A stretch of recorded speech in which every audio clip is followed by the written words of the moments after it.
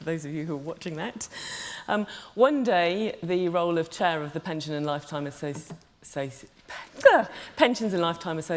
Savings Association might be better executed by artificial intelligence. But for the time being, we're human beings and we fluff the title. Much has happened over my 2 years as chair of this association, and there have been several very unexpected events. But when can we say in the recent past that life hasn't been like that? And the PLSA needs to modernise and keep modernising so that we can respond to a changing world. And I'm delighted to say that this morning our members voted to introduce new articles of association, which will allow us to consult with members on changes to our governance structures. One of the changes that we will consult on is the tenure of board members. The tenure of the chair is 2 years, and you spend the first year acclimatising to the role and getting used to bright lights. In the second year, you get a little bit more confident and you start to be vaguely useful to the team at the PLSA. But then a new chair arrives and the whole process starts all over again. The current board is really keen to ensure continuity and has worked very closely together in a collaborative way over the last 2 years.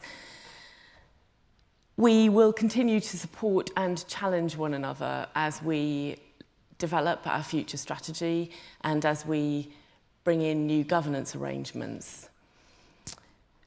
But that's why I'm on stage at the moment, not running off to the nearest exit, clicking my heels with delight that I no longer have the role. And that's how I know that Richard will, as well as bringing new ideas to the role, continue to bring through the changes that we have started and together.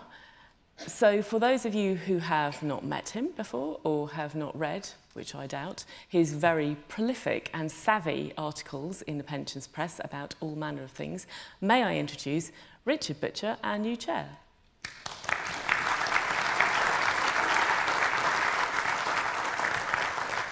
Thank you. That was very nice of you, Lesley. Thank you very much. All those nice words. And actually, on behalf of all of our members and the board, thank you very much for your hard work, your commitment and your leadership over the last couple of years.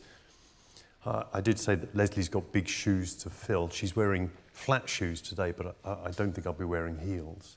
Although, in the interests of diversity, I wonder if he should have said that. But anyway. I'm always prepared to take a challenge. So, it's been a really busy couple of years for your association, but of course, that's not the full picture. All of this work's been done against a background of, well, if not unprecedented, then certainly highly unusual circumstances. We've seen the election of Donald Trump. We've seen an angered or an angry, depending on your point of view, North Korea. We've seen continued strife in the Middle East and Northern Africa and the resultant refugee crisis. And we're seeing, perhaps, a reshaping of the European Union. In the UK, we've had the Brexit referendum and 2 general elections, all of which, for me, threw up unexpected results. And after both of those general elections, we've had a change of pensions minister, which has got to give us pause for concern in case we go back to that day of a revolving door of pensions ministers and the resultant incomplete and inconsistent policy making. Although having listened to Guy Opperman yesterday, having spoken to Guy Opperman yesterday, I hope that won't be the case. We've had to deal with continuing and stubbornly low gilt yields and the resultant stubbornly high funding deficits, the emergence of pension scamming. We've had to deal with new governance structures and regulation of DC master trusts. And we've had to deal with new governance structures, regulatory intervention for the first time, and pooling of local authority schemes. All of this stuff's had a huge impact on the day job, both of the team at the PLSA, of you lot as well, and also the world in which we do that work. But even that's not all of it either, because over the last few years, the team's taken the time to look inwards and ask of this association is it still relevant? And the result of asking that question is that your association has changed and is changing. You see, now I've got to practice these things. Lost my thread. Excuse me a second.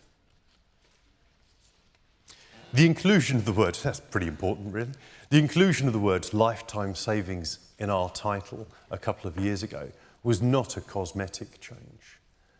It was a much debated and long considered change in the way that we wanted the association to look out at the world and the way that we wanted the world to look at the association.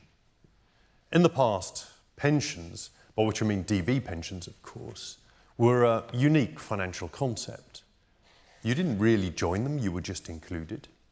If you contributed, you didn't really notice you were contributing. And you didn't have to do any planning at all. You just turned up at retirement and then you were paid an income for the rest of your life. The research that we did last year, and in fact common sense tells us that's not how members see pensions now. If we remember the member, the world they live in, the pressures on the cash that they own and the assets that they earn, we see that people see pensions as a constituent part of their later life, health, wealth and work. We realise that pensions exist in the context of short-term, medium-term and long-term financial pressures and financial demands, educational debt and saving for a house, paying rent or paying mortgage, lifetime ISAs and ISAs, insuring the house, the car, the dog, paying the bills and just living. These are all demands on a modern life. And the inclusion of the words lifetime savings in our title allows us to look out at that ecosystem and come up with policy that is consistent with it, that is a part of it. In other words, the inclusion of the words lifetime savings allows us to produce modern, future-proofed policy. And we're producing stuff like this already. If you were here yesterday morning, you might have heard us talking about the Hitting the Target consultation. This is our most recent piece of output. And Hitting the Target sets out a bold set of policies for the future of pension and lifetime savings. We talk about broadening the scope of auto-enrolment, including more people in it. And we talk about deepening its scope as well, ramping up the contributions. We talk about finding ways of trying to release capital from housing so that we can use that to provide retirement income. We call for the industry to work together with employers to find ways of helping people to work longer working lives, stuff that Linda was talking about the other day. And we look for improvements in scheme governance, asking the regulators to focus on inputs rather than outputs, and on member engagement, particularly at the point of retirement. And most importantly, we've called for the adoption of a series of national retirement income targets to help people to conceptualise what they need to achieve if they want to live an adequate income in retirement. On Wednesday, Lesley told us about how over the last couple of years, the team have been working hard to re-engineer the governance structures of the association. We want a modern, future-proofed association, an association that can continue to do what you, our members, want it to do, which can continue to produce good quality policy argument, and which can keep answering the question, are you still relevant, with the answer, yes. So we've done a lot of work, but it's not yet finished. We all want good incomes in retirement for all, and I suspect that's one of the reasons that we've all come here. But the only way we're going to get good retirement incomes for all is if we have good policy and good regulation. And the only way we're going to get good policy and good regulation is if we produce expert, optimistic policy argument. And the only way we're going to get expert, optimistic policy argument is if we pool our collective wisdom, our collective intellect, our collective imagination. Your association needs you. We are only as good as the inputs you give us. So we want to try and make it easier to get you involved. We want more of you involved in helping us to produce good quality policy argument. We're going to open up the PLSA. We want to hear from you, of course, all of you in this room, but we also want to hear from the members who don't come to our conferences or sit on our councils or committees. We want to hear from our big members, but we also want to hear from our small members. We want to hear from our well-established members, but we also want to hear from our newer members. We want to hear from all of our members.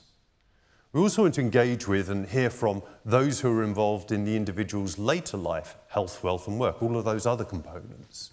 So the lifetime ISA providers, non-ISA providers, banks, building societies, fintech finance startups, advisors, other consumer groups and trade associations. We want to engage with and hear from the regulators, the legislators and the media. All of this will deepen our insight and help us to produce even better, high-quality policy argument that will help us to provide better retirement incomes for all. So, how are we going to open up the PLSA? Well, I'll give you 3 examples.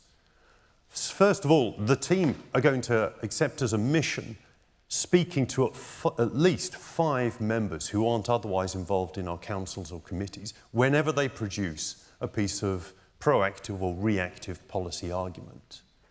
And if you'd like to be one of the members that they ring up and ask your view, then email us at openplsa@plsa.co.uk.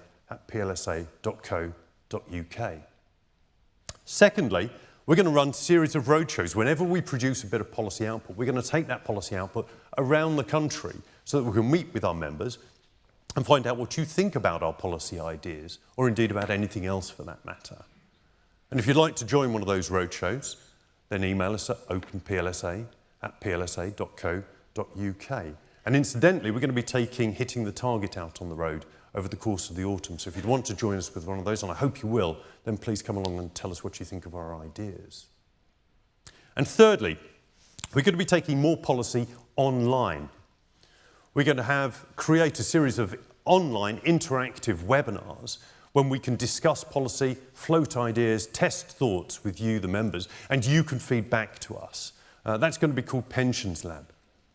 And if you'd like to be involved in one of those interactive Pension Lab seminars, then please email us at openplsa@plsa.co.uk.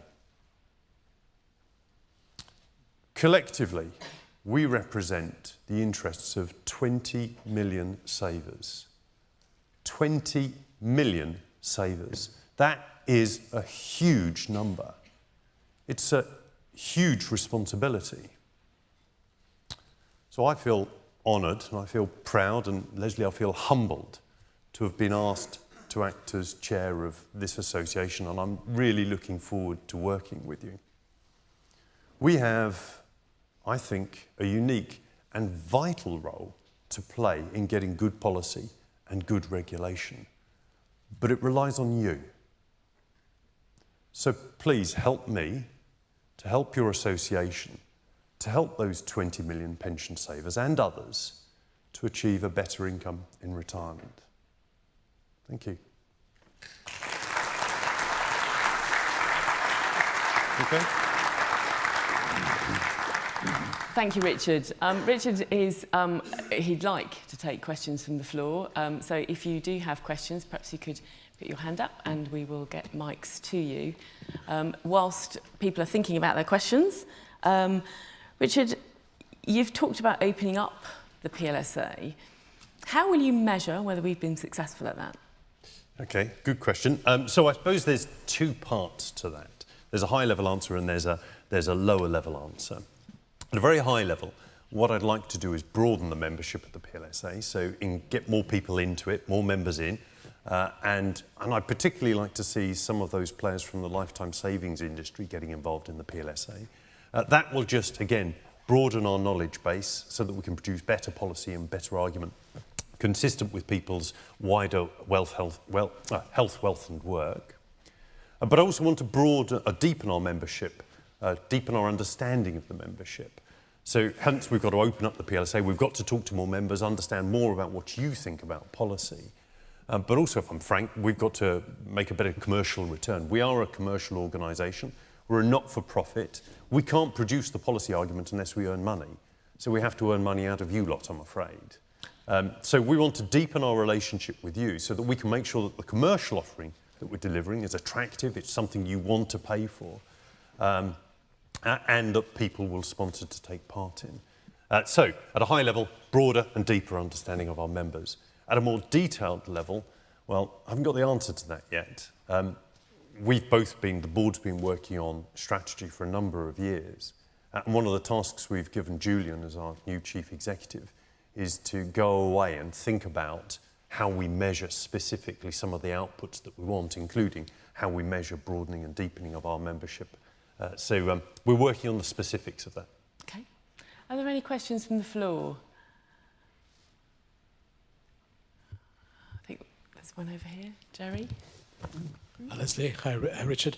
Hi, Jerry. Jerry Gandy, currently with Schneider Electric. I suppose a question, first of all, I welcome the comments you make. I think it is absolutely imperative that we broaden the horizon for the PLSA, having previously been involved. One of the areas I think we haven't considered, and whether this is appropriate for PLSA, is the end game. The end game of how people are looked after long-term care. Where does the PLSA think they can contribute towards that argument? That's a good question as well. I completely agree with you.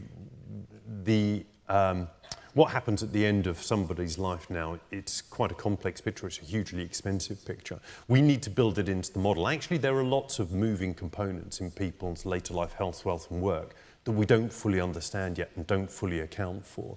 A good example of that was mentioned yesterday, I forget who it was who was mentioning it, but the incidence of home ownership. So in the past, for example, the home has been the major asset and people have been able to use that major asset to provide for long-term health care. The incidence of home ownership has collapsed. If you look at 30-year-olds today, the number who own a home is roughly 50% of the number who owned a home when I was 30, which was only a couple of years ago. So it's been quite a dramatic change. So, there's an awful lot going on. And all we can do, and we've sort of started to think about this in hitting the target, is look to the future, try to work out where the weaknesses are in the infrastructure, and then what the policy responses might be. But I think you also hinted something else, Jerry, in your question. And while we've been having the hitting the targets discussions, I was chairing that debate, I've had to remind the team several times, hang on a second, we're now straying into areas where we're just not experts. We know a lot about the pension stuff, but we don't know a lot about property. We don't know a lot about converting property into income. We don't know an awful lot about long-term health care or nursing homes. So that's why we've got to bring in other parties so that we can collectivise that intelligence as well, people who know about this sort of stuff, so that we can then produce consistent policy. So it's being worked on. Yeah, certainly something we should think about. Any other questions from the audience? I'm just looking on.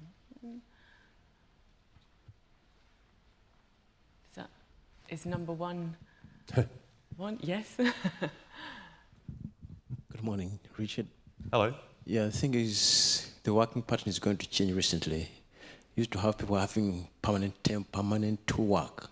Now we are moving into the casual or agents work. What are your plans for those people who work as agent staff who don't have permanent contracts?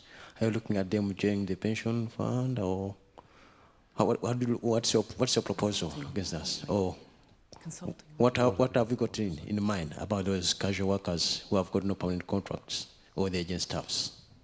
I think, so I'm going to jump in here. That's something that we talked about with the Minister yesterday. It's something that we've raised in the Hitting the Target report. And we'd like ideas from you about how we deal with bringing the gig economy into pension saving and people who are not employed in the traditional way. So we don't have answers to that, I'm afraid, but we would really like to hear from you, a membership. Okay. Oh, there's one more at the back. Hello, Dave Smith from Babcock. There's a lot of people out there who just can't afford to save. They're trying to survive and all the rest of it. Should we not be trying to put pressure on the government to actually increase the state pension and actually pay for it, fund it properly, have an actual So, there's millions of people out there who will never be saving. That's a reality of the world. We've got to look at those as well as actually those people who can afford to save. And therefore, should we actually be trying to force the government into a proper pension that is affordable, that's funded properly? I know it's a pipe dream, but should we be trying to force the issue?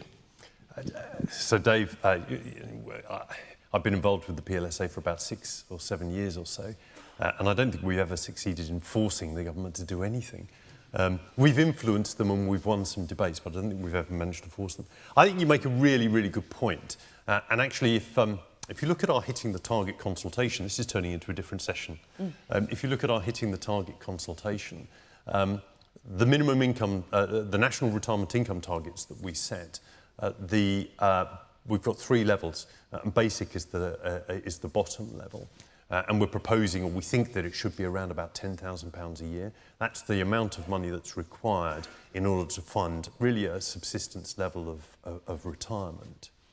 And the language that we use in the consultation is about ensuring that people get to that minimum national retirement income target. So everybody should get to £10,000. Now, there are various ways that we can ensure that people get to that. It could be through an increase in the state pension. It could be through a change in the taxation system. It could be about forcing employers to contribute. That's not an idea we've considered. But we'd love to hear your thoughts and ideas. So feed into that consultation. If your point of view is let's force the government to up the state pension, well, then that's an argument that should be heard and debated. Okay. And with that, I don't want to stop you getting to a coffee break. So there is now a coffee break. Thank you very much, Richard. Thank you. Welcome to your chairship, and perhaps you could thank Richard in a normal way. Thank you very much, everyone. Thank you.